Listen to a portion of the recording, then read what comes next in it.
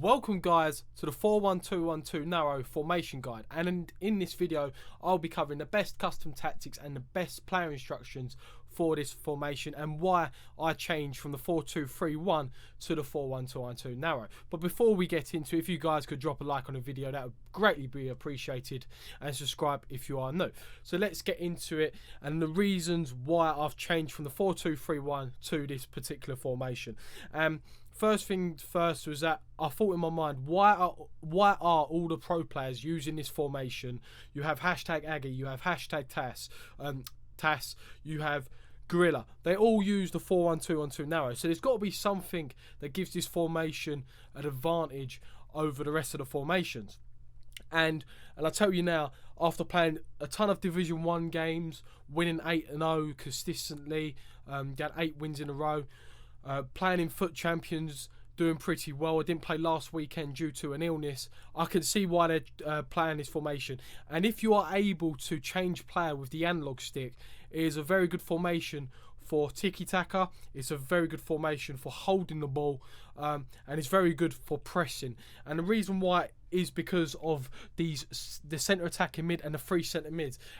They just, if you've got the right players, they just seem to bombard your opposition with high pressure play, obviously getting lots of tackles, the variety in their movement. You're able to play a long pass, you're able to play a short pass. So they're one of the main reasons why I've changed from a 4-2-3-1 to this 4-1-2-1-2 narrow.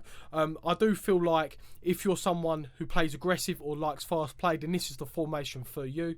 Let's get into the important positions on the pitch. And the first thing I want to point out is the central attacking mid and the right centre mid. For some reason on this FIFA, there's a glitch within this formation.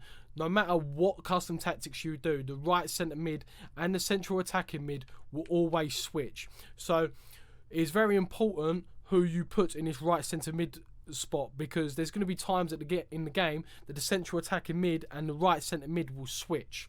So it's no good putting a defensive player like Kante at right centre mid and then, say for example, Del Piero or Alessandrini at cam, because there's going to be times where they switch, and you don't really want Kante in the forward positions because he just doesn't have the stats that are able you to, you know, cut through defences and obviously have long shots and whatnot. So the right centre mid that I have in my team, so when they change in game at random points, that is still effective, is Pogba. The reason why I have Pogba, obviously he's got very good physical stats, so he's able to play the right centre mid role, but he's also got good shooting stats depending on what chemistry style you put on.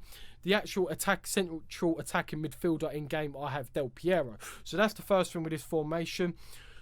The fullbacks obviously is very important. You want people who are able to do both bits of the game. You want them to be able to attack and you want them to be able to defend. So Valencia, Walker for right back, Alexandro for left back. CDM, again, you want someone who's a destroyer, someone who's able to run, someone who's able to knock people off the ball.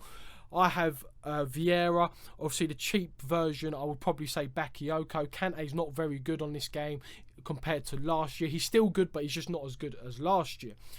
The two strikers, again, I do see a difference between the 4-1-2-1-2 narrow and the 4-2-3-1 in the sense that at times the striker in the 4-2-3-1 can be very isolated, but in the 4-1-2-1-2 you've got 2 central defenders, which are obviously your opposition, and they've got to mark 2 strikers, where it used to be 2 centre backs against 1 attacker.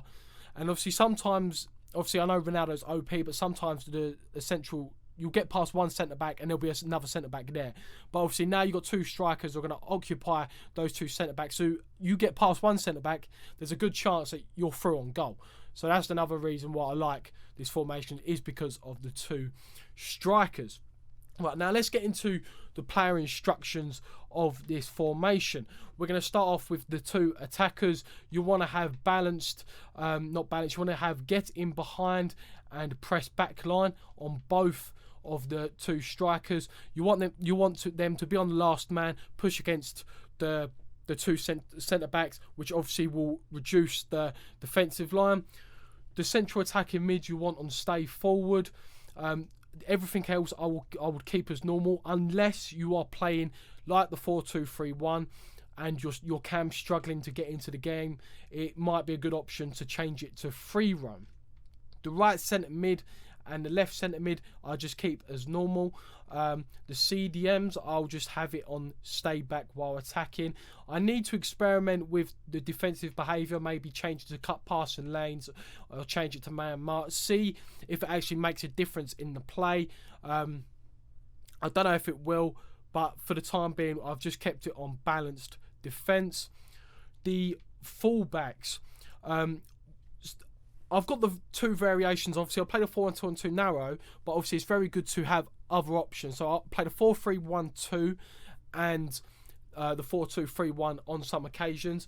But I have the fullbacks, because we have no width in this team, both of them on always overlap. So it's very important that your fullbacks are able to shoot. So in this team I currently have Sandro and Valencia, just because their shooting stats are pretty good, because there's going to be opportunities where you play the ball into the cam and then the left back is in a very attacking position and is able to have a low driven shot across goal. So it's very important that you have them always overlap. You can keep it on balanced. If you feel like you're getting too exposed, then just change it back to balance, so they're able, so they don't always push up. But I find when I'm attacking, I like them to push up.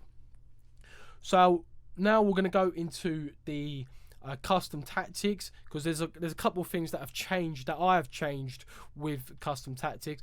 Right, so firstly I've changed speed a lot. I've changed it all the way up to 80.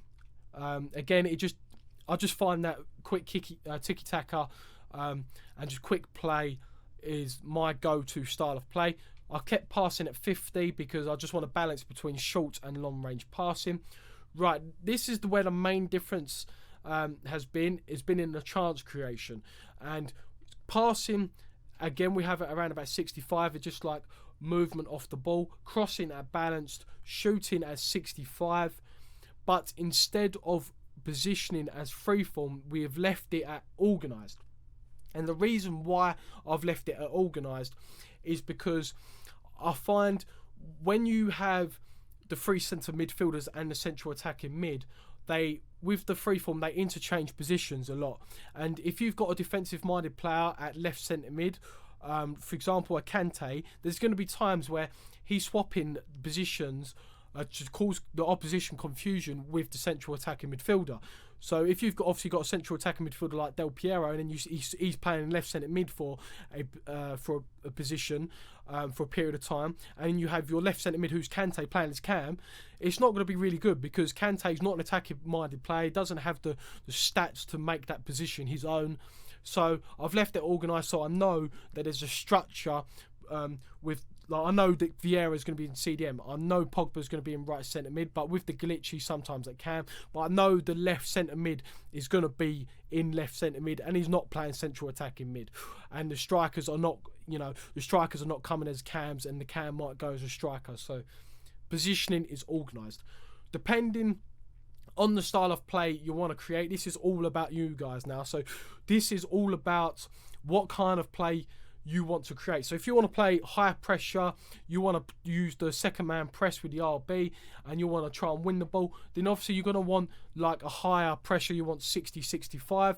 If you're someone who likes to soak in pressure, you don't really want to push out your defenders because you're worried that you're going to make some mistakes, then maybe reducing it to 40-35 and play more counter-attacking football is your desire to play. For me, I've changed my style up a lot, and I'm more between 55 and 65 depending on my opponent, but I normally start at around about 60. If I feel like I can get this game with the scruff of the neck and sort of take charge and win by a couple of goals, then I'll probably up it maybe up to about 65. If not, I'll keep it at 60. But if I find my opponent's getting through too easily, I will reduce that to about 50. Aggression goes in hand with pressure, so whatever my aggression is, whatever my pressure is, then the aggression will be exactly the same. Team width, I always keep it at 45. I want to try and close those gaps within the midfield area. I don't really want to keep it at, like, for example, 60. I do that at times. Say, for example, I'm losing the game and you get someone who is just passing the ball around, then it's very good if you just whack this team width up to 100, because then your team is very wide, and then you're able to press that little bit easier and try and win the ball, because obviously you've got less distance covered. So guys, that is the 4-1-2-1-2 formation guide, covering the custom tactics, player instructions, and just a brief overview as to why I changed to the 4-1-2-1-2 narrow as opposed to the 4-2-3-1. So guys, if you do not mind, if you could drop the video like, that would be greatly appreciated. Subscribe to me if you are new to the channel, and comment down below what formation you'd like to be covered next, and what team you are currently using on FIFA 18. I might be bringing out another video in the next couple of days regarding the team of the year based on FIFA and not real life performance. So if you'd like to see that, also give it a like. Catch you in the next video, guys. Peace.